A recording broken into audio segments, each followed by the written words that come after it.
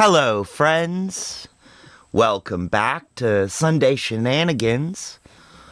With me, your host, Trevor Stewart, 1308. And we are here with the Asoc Prod Extraordinaire, Cat, and the Peanut Gallery in the background. And it's Sunday, so we are going to be listening to Wait, Wait, Don't Tell Me and playing along with. But first, let me get my product endorsement out of the way.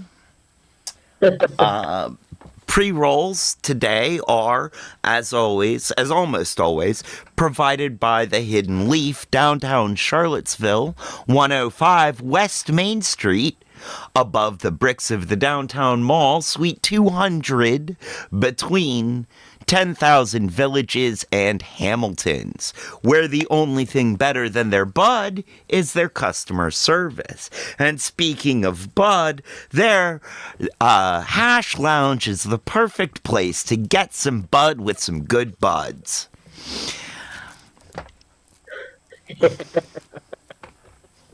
That last line was provided by the Peanut Gallery. Thank you. Well pitched. Good line, Peanut Gallery. My apologies.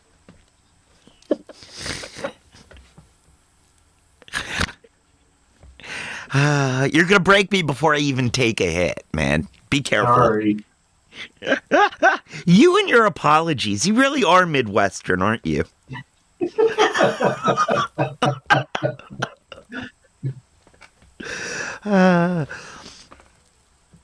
Or Canadian. Yeah. Why only would you say that? Because it was pretty bloody close to the border.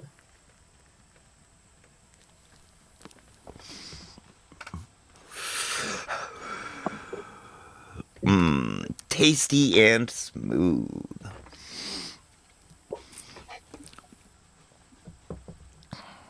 Are we forgetting anything on the shout out? On the product endorsement? I don't think so. All right.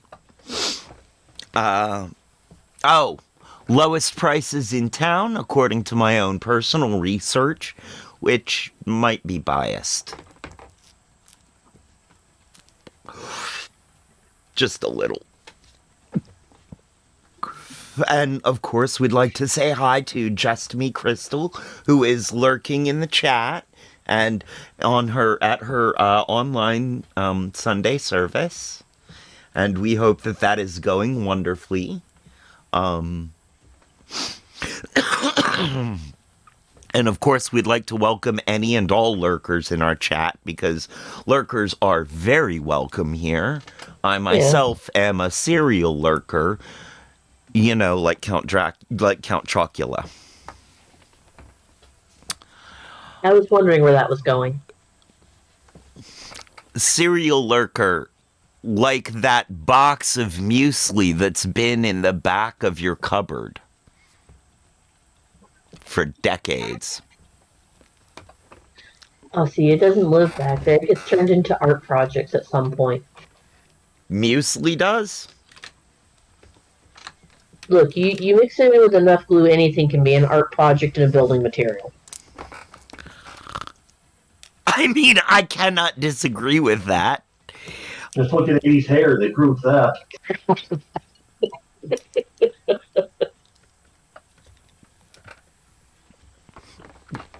70s and the 80s were the higher the hair, the closer to heaven.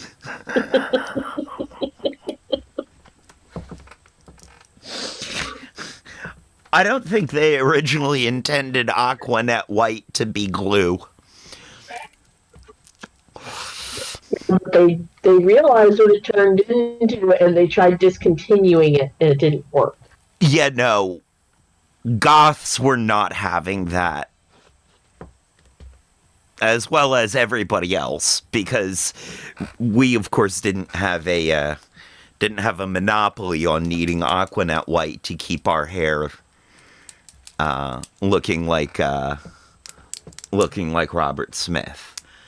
church is done. Happy Sunday, Crystal. Happy Sunday. Was the service good? I hope it was very enjoyable. Oh, good. It was. It was. I'm glad to hear that. I'm very glad to hear that. Well, we are here to play along with some Wait, Wait, Don't Tell Me from NPR. Mm-hmm. And this week's special guest, I'm super excited for this, actually. You know, someone that I have loved to hate and then just kind of loved is on this week's show. Although I will say that my opinion of Tu Wong Fu has not changed. Sometimes a little Latin boy in a dress is just a little Latin boy in a dress.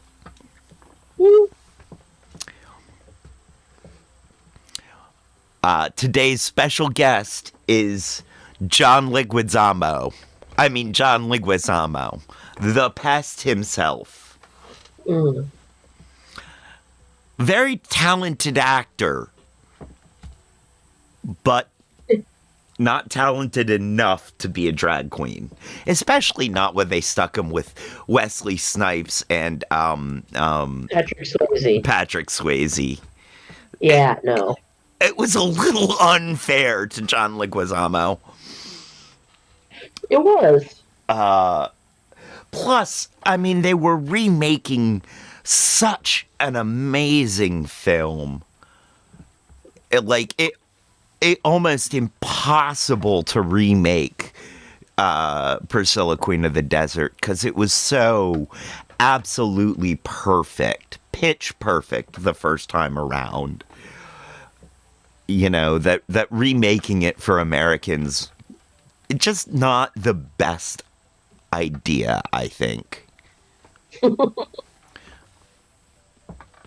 But that is just my opinion. Oh, that reminds me about the other thing about the Hidden Leaf. We endorse them. They do not necessarily endorse us. We have opinions, and they are a business. We understand that they can't necessarily endorse us because they don't necessarily agree with all of our opinions. Because they're a business and shouldn't actually have opinions out loud. Right. Just to make that clear. Yep. Businesses are businesses, and opinionated peoples are opinionated peoples. Yes. And we are an opinionated people's business. Yes. However, they are an unopinionated people's business. The individuals may hold opinions, I don't know. I try not to ask them about that when they're at work. Just because I don't want to distract them from work. All right. Fair. So back to Wait, Wait, Don't Tell Me. Well, actually, let's get into Wait, Wait, Don't Tell Me. Last week, you beat me by 2 whole points. I did? Yes, it was 18-16 last week. Oh.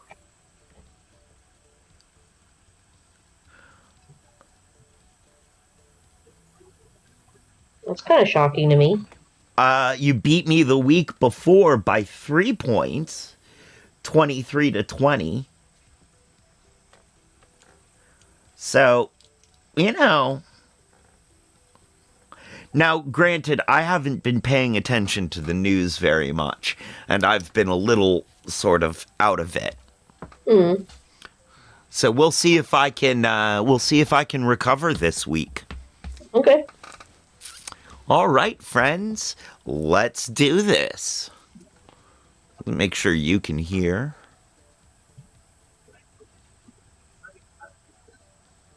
This message. Into your career so you can apply what you learn right away. See We how can Capella hear. can Can make a you difference hear? in your life at capella.edu. All right. The basic bit you need. From NPR and WBEZ Chicago, this is, wait, don't tell me, the NPR News Quiz. Forget pumpkin spice latte season. I'm all the basic bit you need.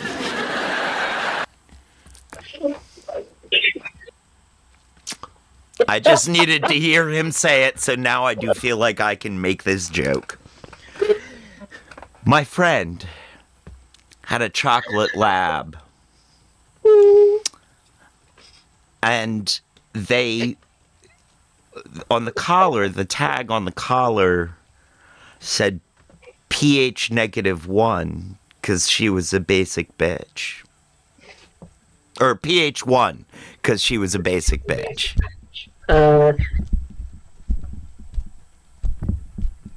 pH 1? That's a good one. I destroyed it. I did not deliver it well.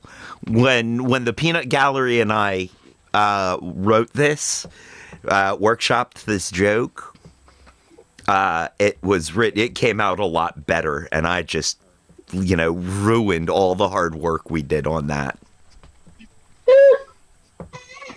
You'll be able to do something with it later, and it'll sound better again. Yeah.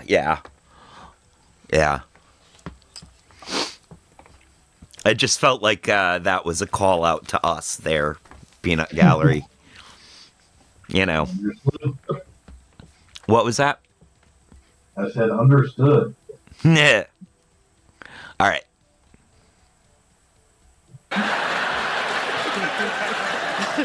I'm Bill Curtis, and here is your host at the Studebaker Theater at the Fine Arts Building in Chicago, Illinois, Peter Sagal. Thank you, Bill.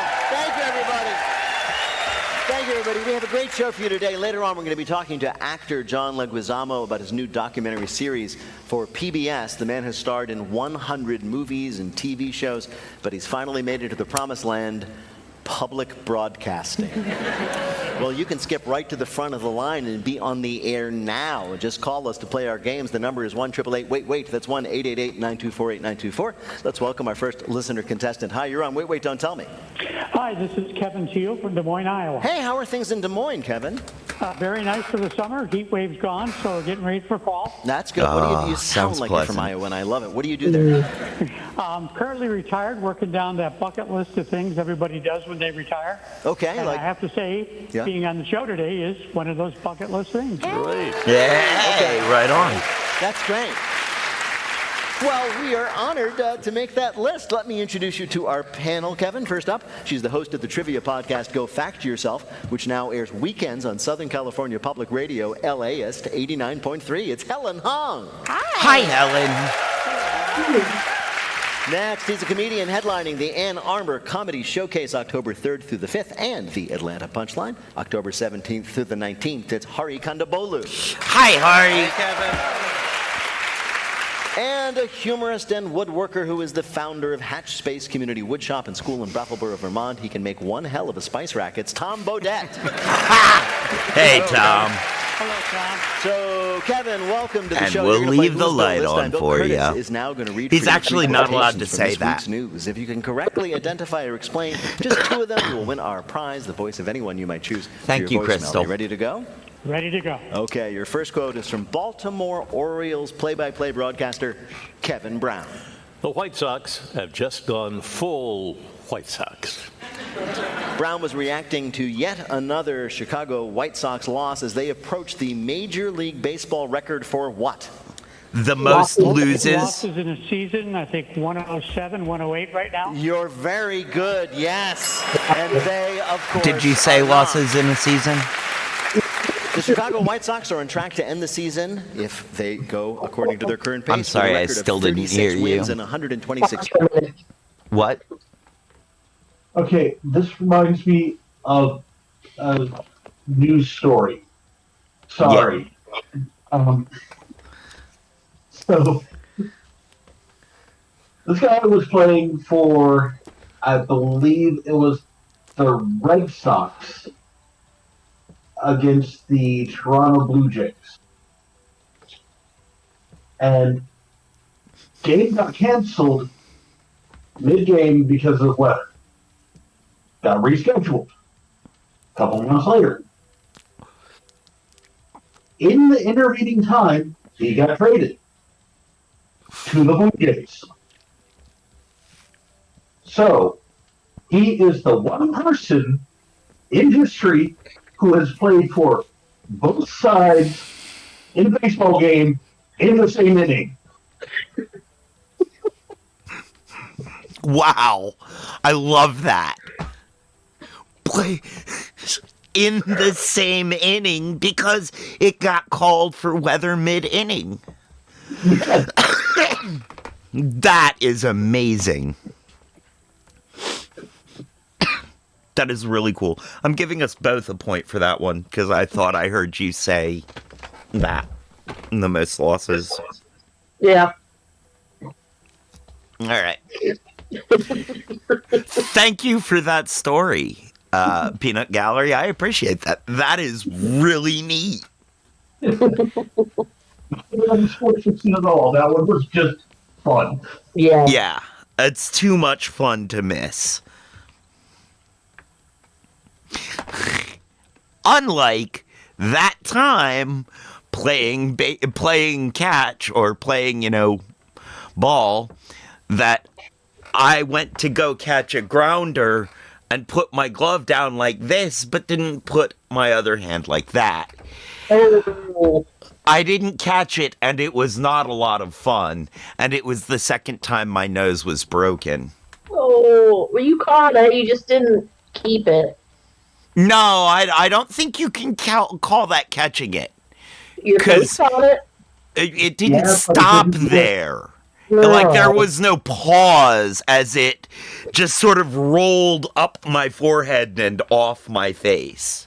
So I don't think I can really say it caught it. I think it more just got in the way. Oh, hey, Lockpick. My future ex-husband.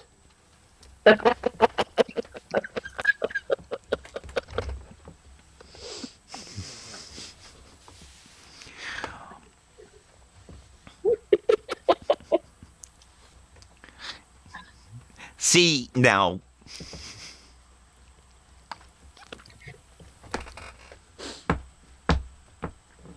there's a ball I wouldn't mind having bounce off my forehead. I knew it was going somewhere.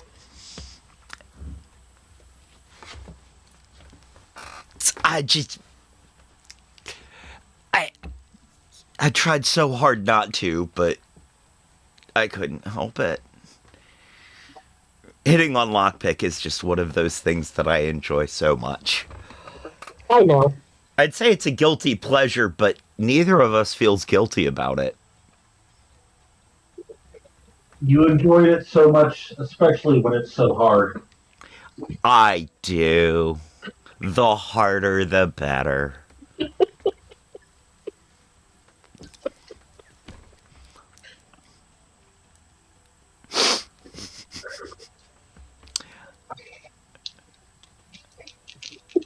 Hello, friends. We're back from ads. Don't worry, all the subscribed people could hear that, dear. I know. And we are, let's get back to this before,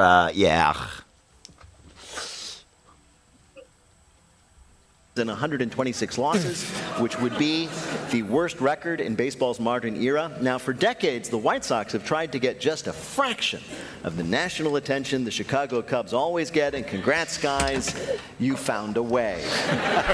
I love this team, Peter. I love this That team. wasn't the commercial break, I love Lockpick. the That was fact just they me. make regular people feel like they Yeah. too could play Major League Baseball. Yeah, that was my impression. I was like, I could be on that team. I could do just as well. You know, if you say that one more time, you might get a call from them. These are things that really happened to the White Sox this season. A player was hit in the face by a warm-up throw. The game against the Braves was delayed because they couldn't find their first base coach. What? It's possible he defected. And just this week in Baltimore, 3 players ran into each other trying to catch a ball. They did not catch the ball, and 3 runs scored. I could play on this team, Harry. I could. The 3 of us could play on this team. I mean, it comes from the top down. You know, like the manager, Grady Sizemore, he's been asked a lot of questions about this, about all these losses. He said, quote, "It's not about wins. It's just about competing and playing together as a team." Nah, bro, it's about wins. Participation trophies in the Major League. Well, some traditionalists are against it, but the league will be letting the White Sox hit from a tee for the rest of the season. All right, Kevin, here is your next quote. Bloody hell, my 44th birthday is in a few days. That was a social science researcher reacting to a new study that discovered we rapidly do what at age 44 and then again at age 60? I'd say mental health decline. Everything declines. I'll give it to you. We age rapidly at those 2 points. A new study by scientists at Stanford has shown that most people don't age gradually, as you might have thought. Instead, you have basically aging spurts. The first big wave is at 44, and the second is when you realize that all of your favorite child stars are on TV doing commercials for prescription drugs. I'm 41 right now, so does that mean I have like 3 more years of youth? Yeah, Before you fall off a cliff. So this is the time to go full on Rumspringa. Like, this is the time. Yes. No, this is when you start working on your delusions.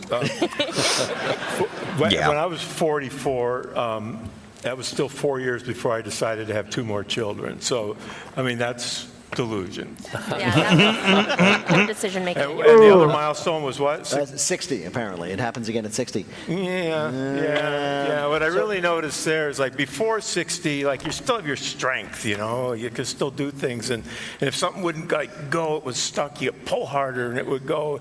But after 60, you pull harder and something in you goes. You still have the strength, but it's not connected to anything. It's not the jar that opens. This all has to do, by the way, with the biochemical markers of aging rather than, say, your appearance. Scientists analyzed thousands of stool samples and nasal swabs from people at various ages, and the results suggest that there's a significant leap in aging at age 44, because that's when people realize, oh my God, I have grown up to be somebody who analyzes stool samples for a living. I think I'm 69 this year, and I think there's another milestone. It's a mental thing. Like, you know how you're going around the house, you have your phone or something in your hand, you're doing something, you set it down, and then you just can't find it. Where did you set it down? You know, and that's your whole life, right? You know, north of 60. But something happened this week where it was a popsicle. No! Now you're on a timer. It's a click. There's a clock. That really raises the stakes. And you can't call Siri to a popsicle. No, there's no, like, find me beeper or anything. You just know it's making a mess somewhere, and you can't remember where. Wow. And did you get to it in time, Tom? Yeah, and it was on the bathroom sink, so it wasn't a horrible thing. Why was a popsicle on the bathroom sink? It's from a New York TikTok design influencer named Lindsay Judish, talking about her latest innovation in home decor. I feel like I made a very unintentional rage bait. Ms. Judish worries that she might have gone too far when she helped spread the trend of decorating the inside of your what? Kitchen. It's in your kitchen. People decorate their kitchen because normally their you can fridge. see the kitchen, but this is like taking that to the nth degree. I'll give you How about refrigerator? Yes, the inside of your refrigerator. What did you say, Kat? Spice cabinet, medicine Fridge-scaping. cabinet. Not to be confused with fridge Not the scraping fridge. when you remove whatever has been stuck to the bottom of the crisper for the last year. Fridge scapers will decorate the inside of their fridges with matching containers, elegantly arranged vegetables, and mood lighting, sometimes including candles. Ms. Judish even does themes inside her refrigerator, like a British royal theme she calls Fridgerton. Which is great because no one will disturb the display because now they're too nauseous to eat. I do this. No, you don't. I do. I have vases in my fridge, and by vases, I mean old jars of spaghetti sauce that I forgot were back there. Yeah, and there's something growing in them, so they're like vases, right? Right, it is. That's our fridge. It's more like gardening than decorating. Are there little paintings in there too? Like Well, I mean, if you can look at pictures, look on TikTok where there are, all kinds of these trends. They're basically like, like still lifes. And like there's some carrots next to some beautifully arranged asparagus. It's nice. People do it in themes. Other themes include enchanted forest, edible flowers and mushrooms, or perhaps. What was that, Peanut Gallery? I said you hope it's still life. Right. Exactly. Depends. How long has the potato salad been in there? If it's been in there too long, it ain't gonna be no still life. It's been in there long enough to develop industrial machinery. Industrial machinery potato salad. Oh. One of my moms. There's another band name for you. Industrial Revolution potato salad. I think industrial potato and revolution salad are better as band names. We'll write them down anyway.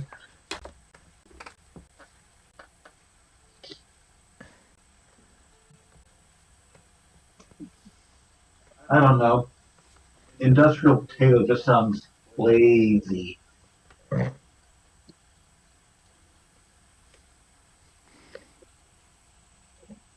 All air. I didn't mean to ruffle any feathers there. How wise of you.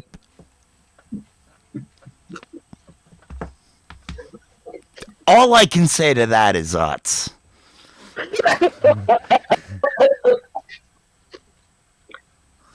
We're putting it down now. Sounds like the kettle's getting boiled.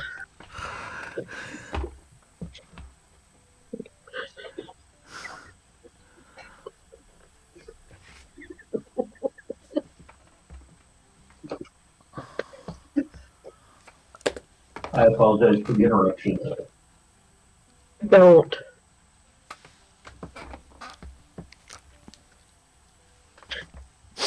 If interruptions were not welcome, this would be a scripted show. I am just going right back to it. I am not. I don't. Divorced guy theme, which is 8 soy sauce packets, half a bottle of flat beer, and an IKEA Allen wrench he's been looking for a month. And a half melted popsicle. Bill, how did Kevin do on our quiz? Kevin was so good. He got 3 in a row, which gives you a perfect score, Kevin. Yeah, thank you. Well done. Kevin, thank you so much for playing. You're welcome. Take care. Right now, panel, it is time for you to answer some questions about this week's news. Helen, the Chicago Sky WNBA team recently announced that they'll be replacing their current mascot. That's because their current mascot is a what? Is it a cloud in the sky? No. Is their current mascot a white sock? What are the chances? Can I have a hint? I can give you a hint. What's interesting about this mascot is that he would not be allowed to play in the WNBA. Oh, a man? It's a man. No. Yes. The Chicago Sky WNBA team is finally getting rid of the mascot they've had since the team was founded in 2006, a masked and muscly man named Sky Guy, because nothing says female empowerment like an unidentified male watching women exercise. Wow. Isn't that kind of revenge of the cheerleader stuff, though? I mean, like Kinda men's like, sports, they yeah, have I guess so. Well, I mean, there Yeah. What was that? I said it's pretty bad when the mascot will mansplain to you. Yeah. Everybody does love his halftime show where he comes out and explains to the woman how to play basketball. This guy has unveiled his replacement. It's a new mascot, Sky the Lioness, whose uniform number will be 00, representing, we assume, boobs. This is also just like typical male management thinking, being like, all right, we got to get rid of the guy. Do we go with a girl? Nah, an animal. Let's just pick an animal. Pick an animal. A predator, though, at least that. It's based on the lions, the famous lions at the Chicago Art Institute. The two mascots will share duties through the end of the season, at which point Sky the Lioness will eat Sky Guy alive. That's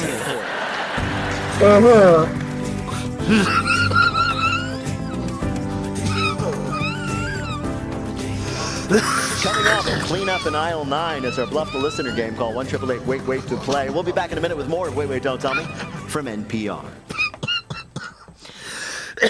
This message comes from Schwab. With Schwab investing themes, it's easy to invest in ideas I'm you believe vaguely in, alive. like online music and videos, artificial intelligence. Visit schwab.com. It's an All day here. You can taste this next favorite beer wherever. School in a while. You can still learn /NPR to see. Don't tell me. All right. You're still getting a kazoo.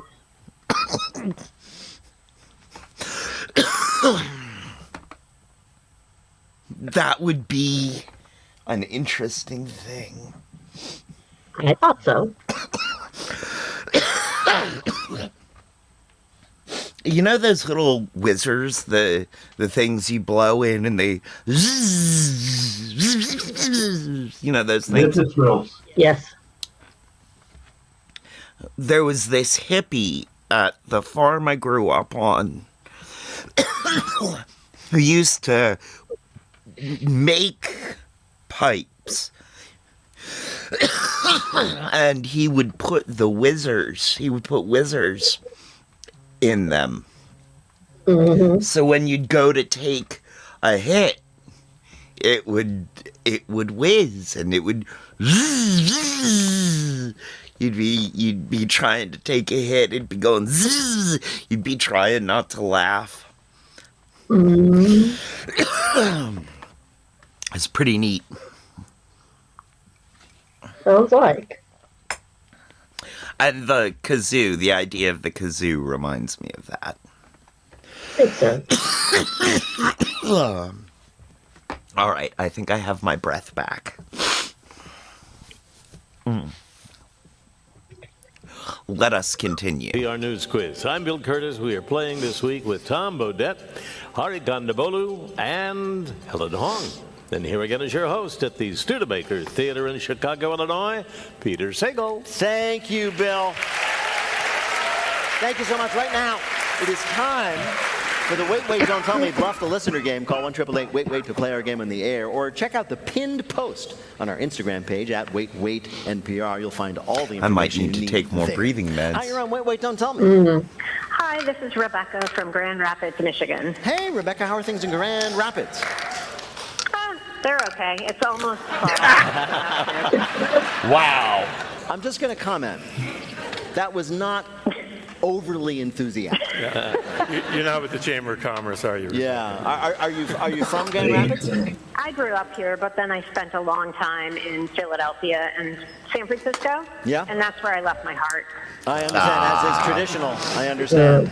Okay, well, welcome to our show, Rebecca. You're going to play the game in which you must try to tell truth from fiction. Bill, what is Rebecca's topic? Trouble at the grocery store. Supermarkets have all kinds of problems. There are supply chain issues. There are milk spills. The guy who keeps squeezing the other customers and yelling, "Not ripe yet." This week, we heard about another problem plaguing a grocer somewhere in the world. Our panelists are going to tell you about it. Pick the real one, and you'll win the Wait Waiter of your choice on your voicemail. Are you ready to play? Yes, I am. All right, let's hear first from Helen Hong. A grocery store in Italy is dealing with a mafia shakedown that's way more adorable than Goodfellas. The Sicilian town of Bendotti has been plagued by a gang of street dogs that are menacing shops into paying them protection fees in the form of deli meats. A pack of about 20 dogs maraud from shop to shop, and if they're not tossed at least a few slices of salami, they block the entrance, growling and barking at potential customers.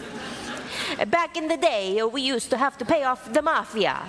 Now we have to pay off the pafia, complains the owner of the only grocery store holding out. Wah, wah, wah, wah, wah, wah, exclaimed one of the gang members. Which probably means, why is this guy being so stingy? We just want to wet our beaks. We'll even take bologna. Thank you. You're welcome. Grocery store in Sicily getting threatened by the Pafia, a pack of dogs who demand cold cuts as tribute. Your next story of something mucking up. I kind of see it, but from no. Tom Bodette. In the Spanish city of Bilbao, police responded Tuesday to a flash mob of hopeful romantics packed inside a Mercadona food store looking for love. Singles have been drawn to the supermarket chain across Spain after a TikTok video gone viral claimed they can find romance if they visit between 7 p.m. and 8 p.m. and put a pineapple upside down in their trolley. Other items in someone's trolley provide clues about their intentions. Chocolates or sweets mean the person is looking for long-term relationships or something more serious. A wobbly wheel means you are not paying attention at all and probably came in for pineapple and dates to actually eat, which is the problem. But it's a problem rival grocery chain Lidl would like to have. They've launched their campaign to encourage customer hookups in its stores, but with watermelons. Eggplants, watch your six. A grocery store in Spain. Peaches, watch your six, but for eggplants. Signal to each other their willingness there are to things mix about that that I know are upside true, down which makes me think pineapples. that Your one last is it. Supermarket snag comes from Hari Kondabolu. Indian supermarket chain Reliance Fresh Supermarkets are dealing with protests around the country after rumors of the return of classic Indian soda Gold Spot proved to be false. Gold Spot was a hugely popular orange soda that was discontinued after Coca-Cola entered the Indian market because, you know, capitalism. Older Indians ranging from 35 to 80 lined up to be the first to receive new bottles of Gold Spot, holding banners reading, "You kids don't know what's good," which is actually quite funny when translated into Hindi. The stores attempting to pacify the angry mobs gave away free cans of orange Fanta, which were instantly thrown back, exploding like Molotov cocktails and drenching employees with an inferior orange soda. Coca-Cola released a statement saying they, quote, stand behind Fanta during this troubling time, and though it's not provable, it's a shame Pepsi would stoop to this. So one of these things happened in a supermarket or supermarkets somewhere in the world. I want it to be C, from but there are Helen things Hall, about the B supermarket that in make me Sicily think it's being, B. Well, held for hostage by a pack of wild dogs who demand I'm their going daily with cold A cuts. just because I think that would be From hilarious. a supermarket in Spain Okay. that is being overrun by young You're people right, but I'm interested going in with meeting each right. other, which they're signaling with pineapples. Good morning, Retro. From Hari Kondabolu, a supermarket beset by protesters demanding the return of their favorite orange soda. Which of these is the real story of supermarket travails in the news? I think I'm going to go with Tom. You're going to go with Tom's story about the supermarket singles scene. Well, we spoke to someone who knows all about this real story. You would grab a pineapple, place it upside down in the cart, and that is how I knew. I happen to know that upside down pineapple means you're a swinger. Pineapple takeover at the Spanish grocery store. Congratulations, Rebecca, you got it right. Thank you so much. You earned a point for Tom It Bodette, was but when more she importantly, said you have won upside our prize, the voice down of anyone you might that I choose was like, for your oh, voicemail. Congratulations and well done. Thank you so much. I'm very excited. Thank you. Thanks, Rebecca. Take care.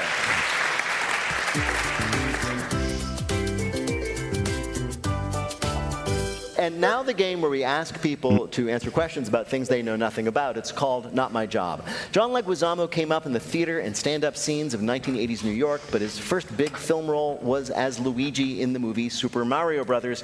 And according to him, after 3 decades of film, TV, theater, and activism, he is just about made up for that. His latest project is Voces American Historia, the untold history of Latinos, which premieres September 27th on PBS. John Leguizamo, welcome back to Wait, Wait, Don't Tell Me. Oh, it's so good to be back. It's great to have you.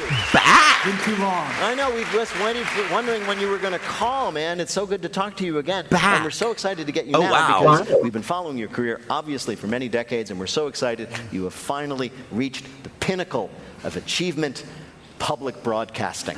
Yes, an overnight success after 40 years. I know, but was it weird? Because maybe I'm wrong, but everything you've done has been in Hollywood and TV and New York theater and touring theater. Public broadcasting fans tend to be a little more passive-aggressive.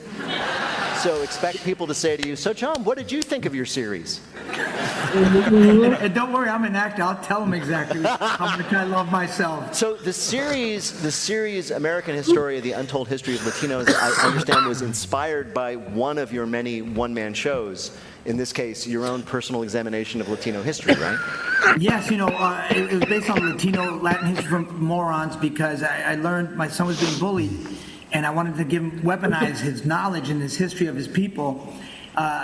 We're in an ad break, so Okay. I'm gonna let it play because this is actually fun. So Yeah. Go ahead and pause it for ad break. Still catching my breath though. That is fair. That is fair. I Sure don't. we're not having to pause. Huh? Are you sure we're not having to pause it because of the demands for cold cuts? Yep. I do not have a paw in my back telling me to get baloney.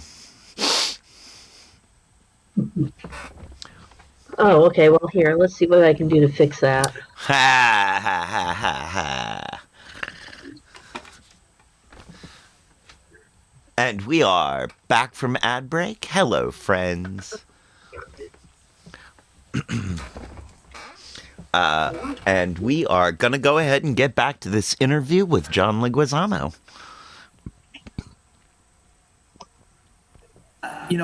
I didn't know we finished building the railroads. I didn't realize we were the first fighters to create unions in the 1930s. And then, we've been persecuted, but we've also contributed so much. We just reached a milestone last year. We contributed my week was pretty good, Retro. to the GDP yearly as a Latino culture. Wow. So I want That's some impressive. I understand. My son is a huge fan of yours, and by that, of course, I mean... How has your week because of been, Retro? your Ice Age movies and TV Yes. shows. Oh, yeah. I'm so happy to hear that.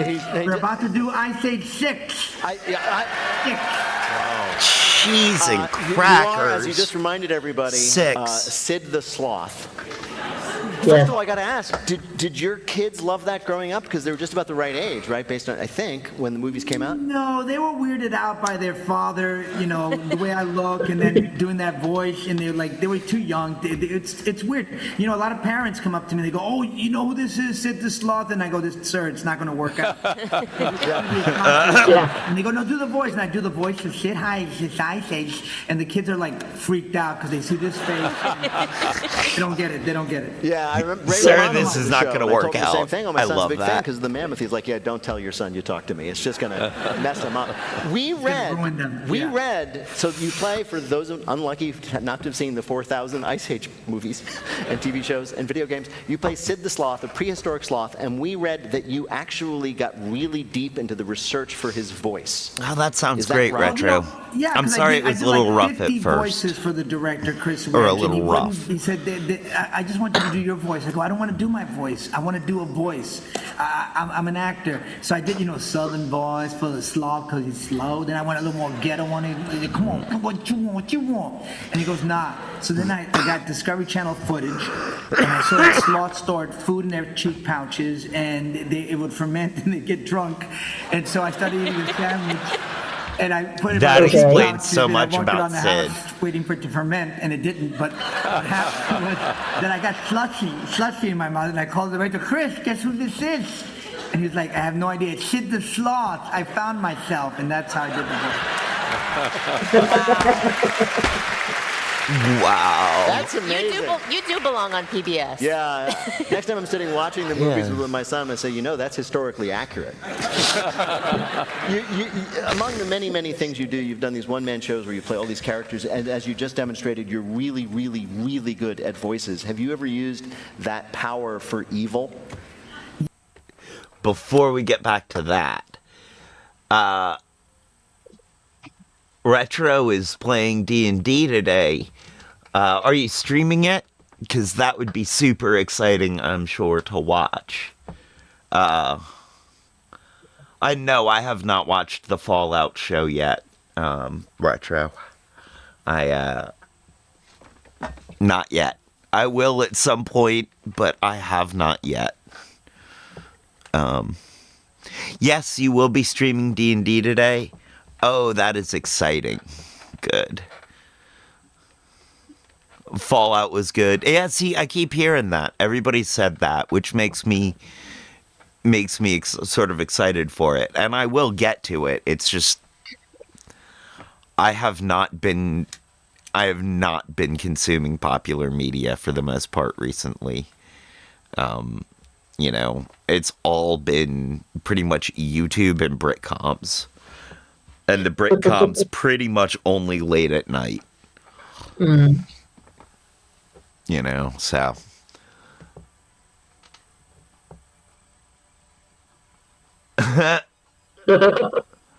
Walter Goggins is amazing. That's what I hear. He's very talented actor. Very talented character actor over the years.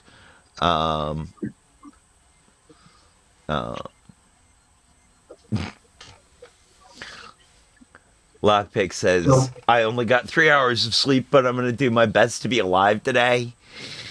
You should take a little, Retro says, you should take a little nappy poo before you're set. No time for a nap. Warren Zevon always said I'll sleep when I'm dead. Yep. See, it seems to me he's been taking a nap for about 30 years now. Lockpick says, if I nap now, I won't be awake for my set. Yeah, I know that feeling. Yeah. That's sort of why I've been a little off my game this week, is because I took a friend to the airport at 4 a.m. And what was it? Tuesday, Wednesday? And I just never quite fully got back on my stride again after that. So. All right, back to John the Pest Leguizamo. So when it comes to popular media, no, you are not being served.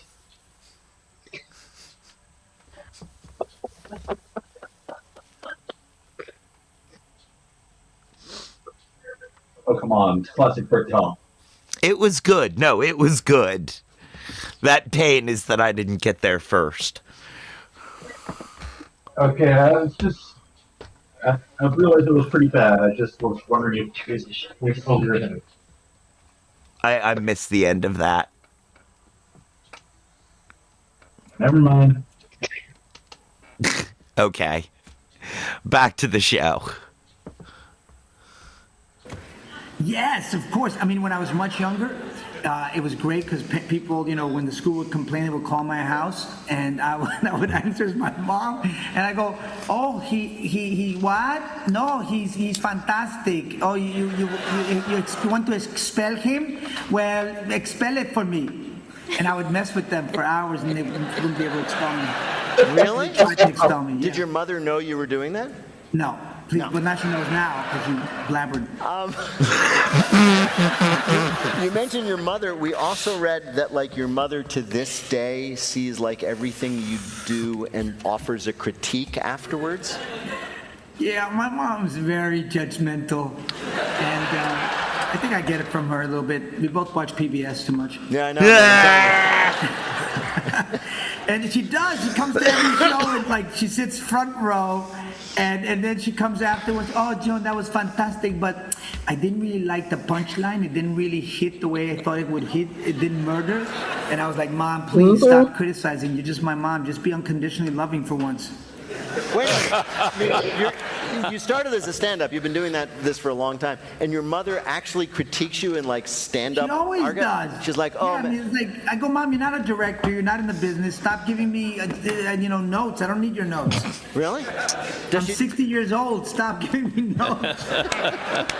Does she like pitch you jokes? I think so. No, she doesn't pitch jokes. She just, wants to change this, change that, fix this, cut that, trim, kill your darlings. Is she going to critique this? Is she going to listen and go, oh, I don't think you talked about me enough? I'm not going to tell her about this. Okay, yeah. That's another way to keep her away.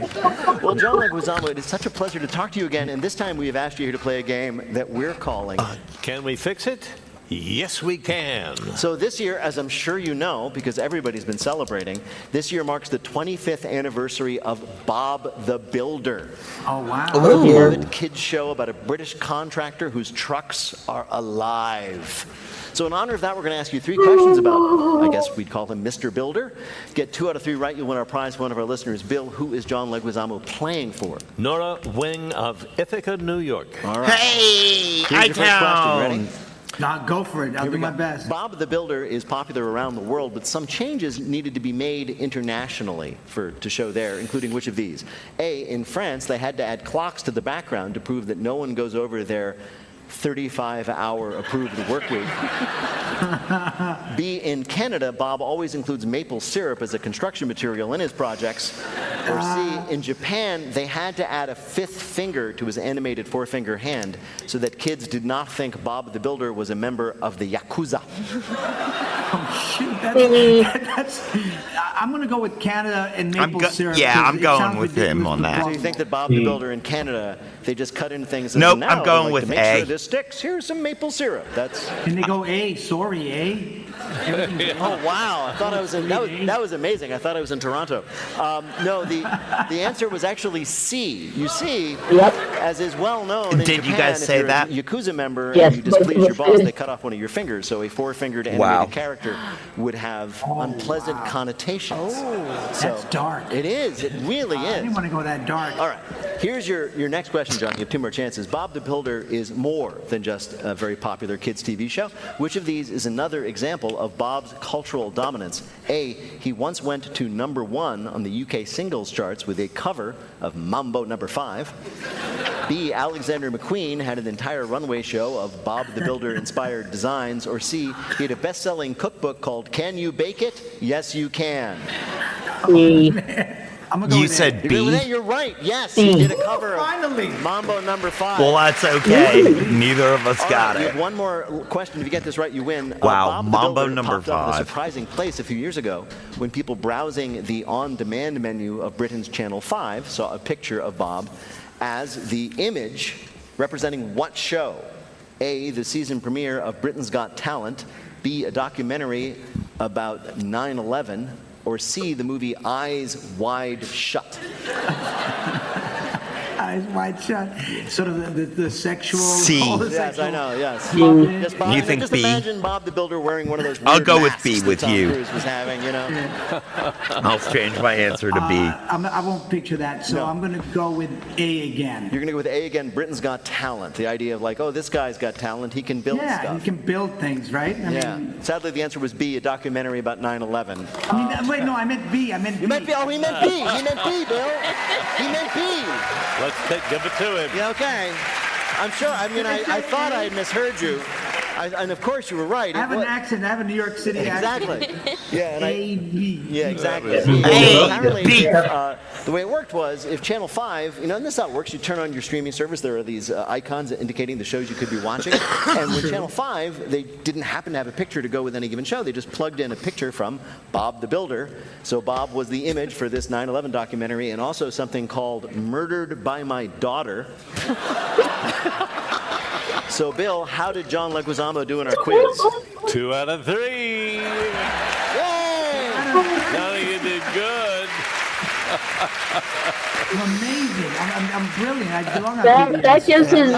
John Leguizamo is an actor, writer, and producer whose new series Voces American Historia, The Untold History of Latinos premieres on PBS September 27th. John Leguizamo, what a great thing to talk to you again. Thank you so much. All right. Good luck with the show. We'll see you next time. Thank you. So fun. Thank you. Bye-bye.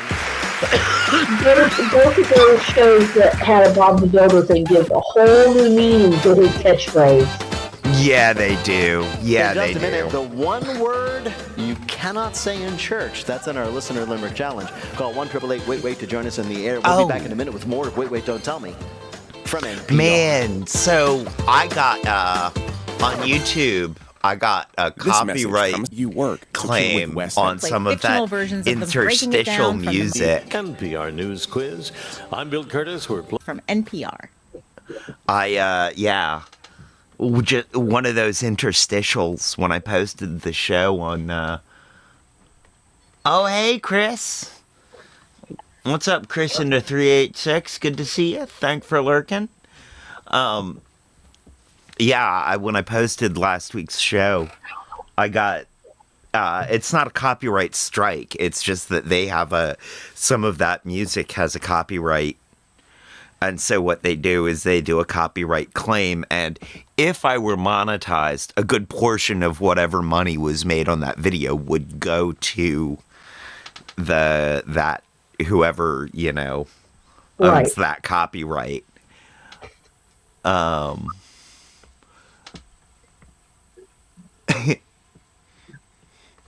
So that's an interesting thing. I was wondering what was going to happen after you posted. Yeah, it was the interstitial music, not the NPR stuff. But, so, in future, once I get monetizable, I might do a little extra editing and cut that out. But also, in future... Oh, I didn't get the email. It's not the email for Twitch. It was on YouTube.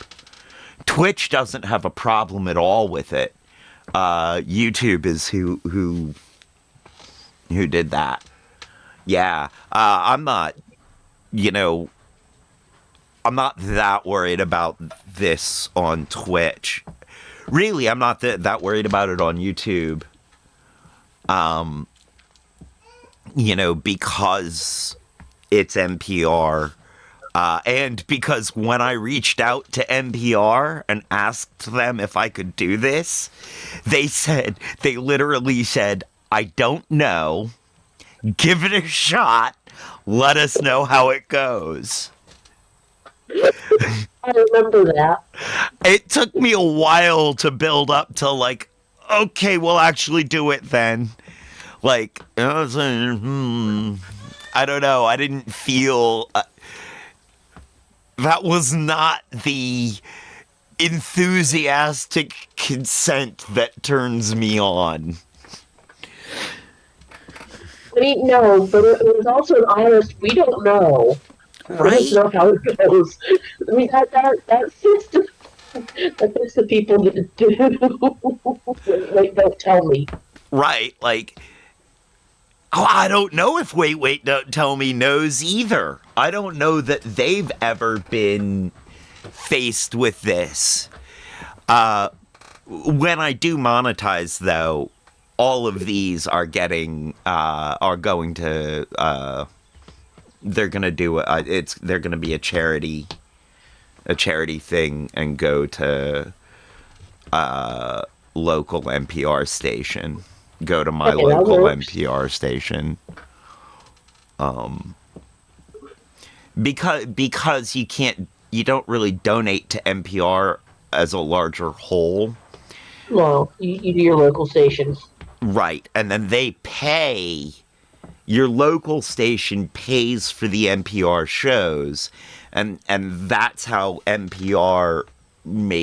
how, the central company of NPR keeps afloat.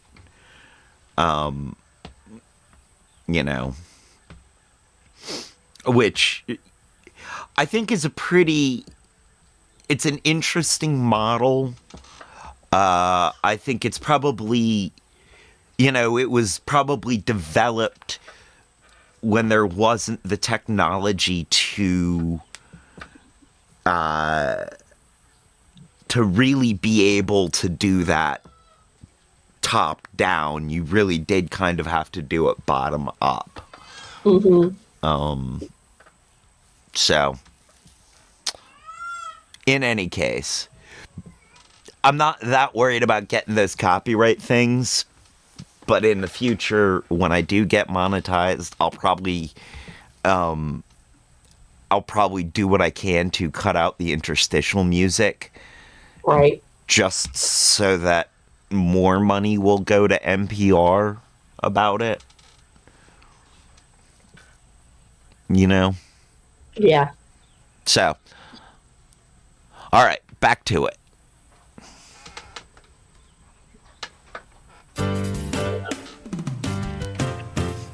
From NPR and WBEZ Chicago, this is Wait, Don't Tell Me, the NPR News Quiz.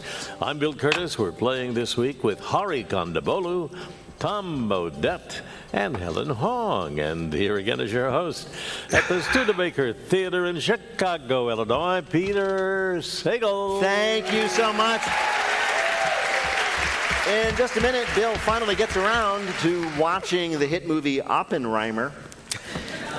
If you'd like to play, give us a call at 1-888-WAIT-WAIT. That's 1-888-924-8924. Right now, panel, some more questions for you from the week's news. Tom, office workers around the world are suffering from a new condition, dead what syndrome? Dead ass. Yes, dead butt syndrome. Yeah. Yep. Yeah. Dead butt syndrome is a condition where you sit for so long that your butt doesn't just fall asleep, your butt muscles actually forget how to work. What? Yeah, it's technically called gluteal amnesia. What? But that does not mean that you have forgotten that you have a butt. Imagine that. Imagine if that were the case. Every time you'd sit down, you'd be like, oh, what's that thing? This is a real thing. Apparently, if this happens, the rest of your body starts trying to compensate with your core muscles, and that can cause lots of pain. It happened to Tiger Woods. For real. Weird. Right. How does the rest of the body compensate for what the butt does? Apologize. How would your shoulders Somehow step in this makes my back hurt. They just get more bulbous. And Yeah, I don't know. I don't know. Helen, according to a new study, 1/3 of people in Britain think that if asked, they could do what? Land a plane. Get with somebody really hot. Think they could It's probably true. put out I'm sure there's probably fire. far more than 1/3 of people who think that. But Can I have a hint? no. You need a hint, Sherlock? Solve a mystery. They could solve a murder. Murder. Yes, exactly right. They think that they could solve a murder. Well, of course, British people can solve a murder, because if you watch any British crime shows, They always get solved by British people. exactly. and the technique, if you watch enough, it's very simple. What you do is you look around town, you check with the people who knew the victim, and if any of them have ever appeared in a Harry Potter film, that's the culprit. But if you think about it, given how many murders that seem to be happening in every little small parish and seaside town in Great Britain, it's more than likely that 1/3 of Britons are actually murderers. I mean, it's an old country, and they've been cooped up on that island together for a long time, and they probably have a lot of murder fantasies. Because they're constantly and so they're confident, I know how I would do it. Yeah. So what they're saying is, I could solve the murder. It would probably be me, given the way I'm feeling. I don't blame them for thinking they can do whatever they see people doing on TV. After watching the Olympics, I definitely think I could break dance. You know? Tom, if you're an employee in Japan, you can now pay a company to do what on your behalf? If you're an employee, to Go to quit. work for you. Yes. Hey. Quit your job for you. What? Did you just guess that? I did. It's a new. Yeah. It's a I'm new. trying to think, what's the worst thing as an employee that you have to do? It's like. Well, okay. Let me explain it, and then I'm going to ask you a question. So, this is a new company called Exit, and frustrated workers in Japan can pay to have someone else call up and quit your job for you. The standard service costs $200, but most employees recommend adding the $100 making a scene bonus package. Hello, I am here to relay a message on behalf of Julie, specifically to screw you, Mark, and screw especially you, Linda. Finally, will someone kindly direct me to the conference room where I have been instructed to take a dump? That's an awesome service. That says so much about the Japanese culture and how different it is from American culture. I totally get that. But Tom, you said you would pay for someone to do that, but isn't like quitting your job like something that we all look forward to? Self-tell there, Peter. Really Self-tell. It's all hypothetical. So I would have thought it'd be really difficult, because you're letting somebody down, and No, taking the dunk part is the best part. right? Yeah. Maybe I've tried to be a really good employer when I employed people. This is what you do. So- You go directly into the office kitchen, you put a whole fish in there in the microwave, you set it on like 14 minutes. And leave. So when my former office manager did that, she was sending me a message. Yeah. I get it. Yeah, people are the worst. People are the worst. You ruined my life. You ruined my life. I'm getting copyrighted for this, I bet. I hate you all. I hate you all. Ah, well. People are the worst. People are the worst. You ruined my life. You ruined my life. I hate you I don't feel like cutting it out. It's too I am lazy. Coming up, it's lightning fill in the blank. But first, it's the game where you have to listen for the rhyme. If you'd like to play on air, call or leave a message at 1-888-WAIT-WAIT. That's 1-888-924-8924. You can see us most weeks here at the Studebaker Theater in downtown Chicago. For tickets and information for all of our live shows, just go over to nprpresents.org. And be sure to check out our new sister podcast, How to Do Everything, hosted by our producers Mike and Ian. This week, they try to help the astronauts stranded on the space station look their best. Hi, you're on Wait, Don't Tell Me. Hi, this is Alex from Jersey City, New Jersey. Hey, Ali from Jersey. What do you do there? I am a former teacher, and now I am a stay-at-home mom to 2 boys. Oh, a stay-at-home mom with 2 boys. How old are your boys?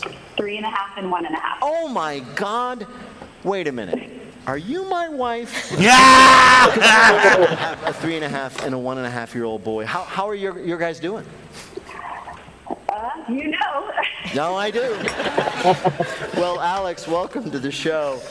Bill Curtis is now going to read for you 3 news-related limericks with the last word or phrase missing from each. If you can fill in that last word or phrase correctly in 2 of the limericks, you'll be a winner. You ready to play? Yep, I'm ready. Here we go. Here is your first limerick. Wearing flip-flops to play is a fickle call. This new upgrade from Pickleball. Reebok should tickle y'all. For this old people's sport on an undersized court, these new shoes are a must to play. Pickleball. Pickleball, yes. If your 40-yard dash time is of course not, this is the athletic shoe for you. The Reebok's X Recess Nano is just the thing you need to dominate the court built where children used to have a place to play. These new shoes, we are told by Reebok, are specially made for a pickleball's constant side-to-side movement. It's amazing. I was having such a hard time playing in my forward-only Nikes. I mean, I would buy that just because I was playing pickleball like a year ago, and I tore multiple calf muscles playing it.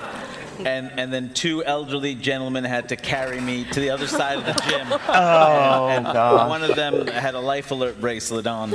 And so if those shoes can help, then maybe I'll What was your choice of footwear at the time? just sneakers. Yeah. Oh. No. Can I give you some advice about that? Never tell that story again. Here is your next limerick. Our worship groups left in the lurch. For new Church. congregants, we're on a search. but Episcopal terms make most modern folks squirm. So our church will not call itself Church, yes, very good. You said that as the Church well of England at the is same time dropping I did. the word church. No. Yes, it's part of their new initiative to bring more people into the fold by tricking them. Oh, they just called it England? Something like that. I mean, I'll go. They've built 900 new branches, which is what they call their parishes, in the last 10 years, and not one of them has church in the title. What? Yeah, So can't wait to go get some knee time down at the local Jesus hole this Sunday. Wait, so what did the sign out the door They say? call it like of England? Yeah, it's like religious center or community center, just not the word church. People don't like the word church. If they're really serious about bringing in more people, I have 3 words: pumpkin spice Eucharist. All right, here is your last limerick. Not all movies are major sensations, made for overly long adulations. The festival crowd is just endlessly loud. Please stop. Ovation? The standing Ovation. Ovations, yes. After a movie got a 17-minute standing ovation at the Venice. What did you say? Ovation. Okay.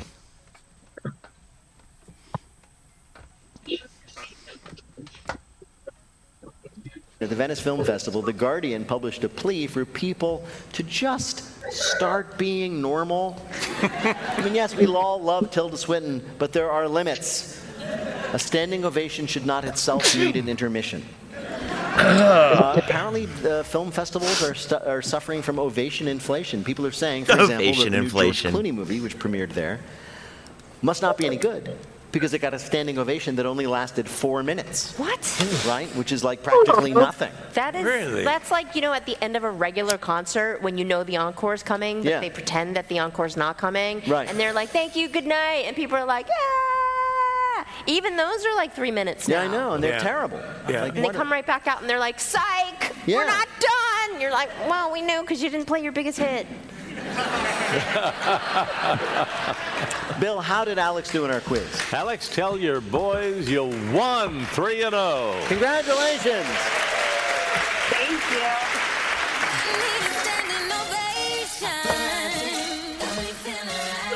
Yep, I'm getting it for this too. I mean,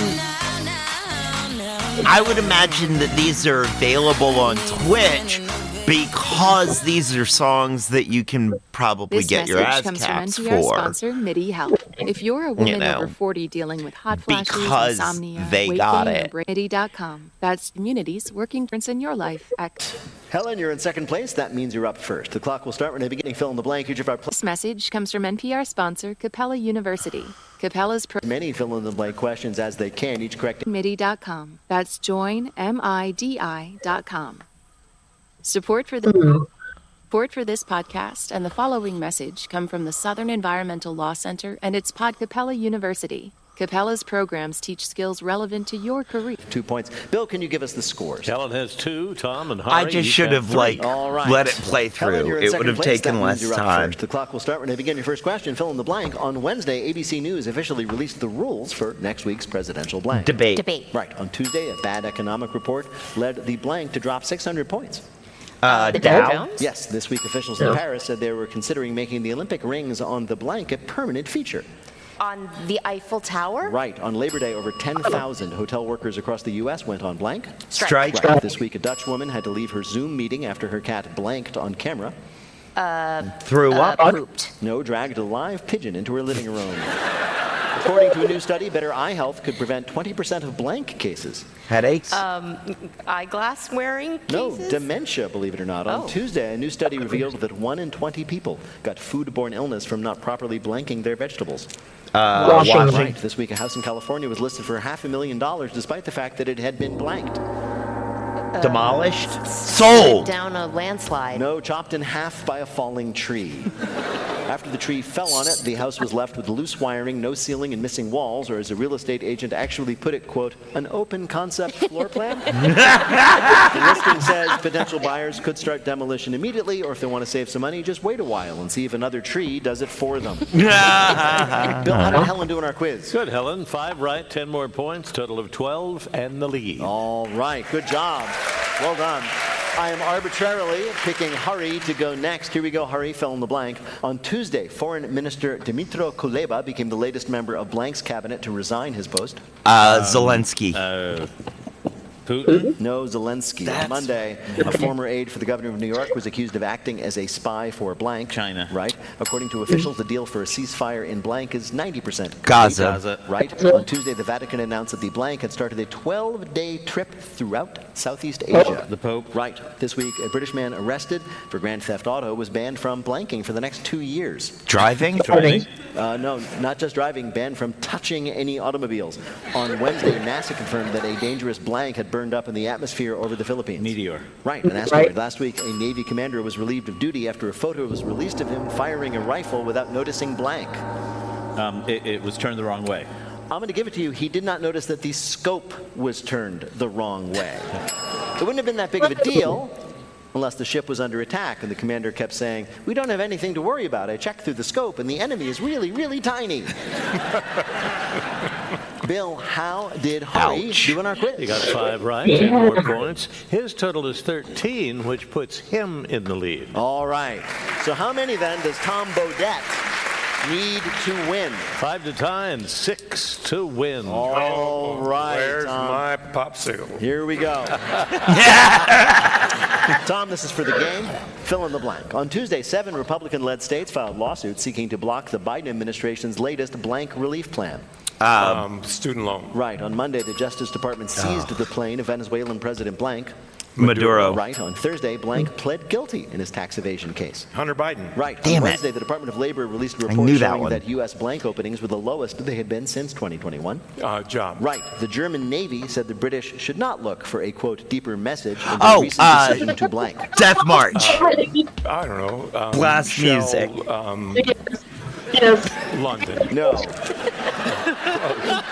The German Navy said there was no deeper message in their decision to send a warship down the Thames River through the center of London, blasting the Imperial March from Star Wars. That's what I said. That's what I said, kind of. Kind of. On Monday, Joey Chestnut broke his own world record by eating 83 blanks in 10 Hot minutes. dogs. It's a hot dog? Yes. Swiss, the official airline of Switzerland, is modifying their new planes because their new first-class seats were found to be blank. Too square. No, so heavy they'd make the plane nosedive. Swiss I think the Swiss would have thought of that. You'd think. Right. Swiss was forced to add balancing plates to the rear of their aircraft because their new Hyperlux first-class cabins made them too front-heavy to fly. What? And that's just the weight of the seats. Also weighing down the first-class passengers, of course, are the chains they forged in life.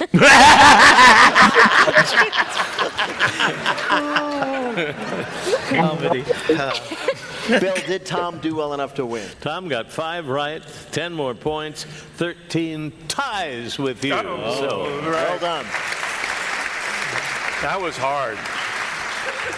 In just a minute, we're going to ask our panelists to predict how will the Chicago White Sox celebrate becoming the worst team in the history of modern baseball. But first, let me tell you all that Wait, Don't Tell Me is a production of NPR and WBEZ Chicago in association with Urgent Haircut Productions, Doug Berman, Benevolent Overlord. Philip Goedeke writes our limericks. Our public address announcer is Paul Friedman. Our tour manager is Shana Donald. Thanks to the staff and crew at the Studebaker Theater. BJ Liederman composed our theme. Our program is produced by Jennifer Mills, Miles Dornbos, and Lillian King. Special thanks this week to Monica Hickey and Blythe Robertson. Peter Gwynn took the week off to decorate his fridge. Emma Choi is our vibe curator. Technical directions from Lorna White. Her CFO is Colin Miller. Our production manager is Robert Newhouse. Our senior producer is Ian Chillog. And the executive producer of Wait, Don't Tell Me is Mike Danforth. Now, panel, how will the White Sox celebrate having the worst record in baseball history? Hari Kondabolu. They're headed to space in a shuttle designed by Boeing. Helen Hong. Well, they're definitely not washing their socks. And Tom Bodette. They won't have to because they're going to turn management over to the Chicago political machine and somehow win 32 of their last 20 games. And if that happens, we'll tell you about it on Wait, Wait, Don't Tell Me. Thank you, Bill Curtis. Thanks also to Helen Hong, Tom Bodette, Hari Kondabolu. Thanks to our fabulous audience here at the Studebaker Theater in downtown Chicago, Illinois. And thanks to all of you for listening wherever you may be. I'm Peter Sagal. We'll see you next week.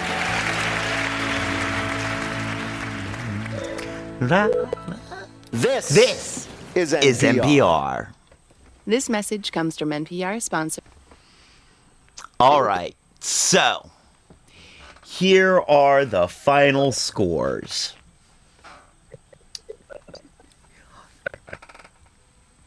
You have 23 points. I have 25. It was really close. There were a couple of, if you'd have gotten just like 2 more of the questions on the speed round, well, we'd have been even. Yeah. 1 more would have put us even. 2 more would have put you in ahead. Yeah. It was a tight game. Congratulations. Well played.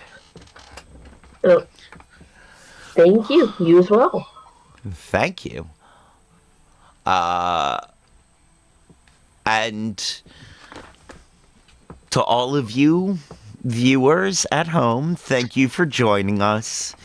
We are gonna raid out here shortly, so stick around for the raid. We'll be raiding to JB 1200 and the No Pants Sunday raid train. Thank you for sticking around. Now is the time on the show when I say, as they say around here, 2 up, 2 down, VA, double deuces. We're out, y'all.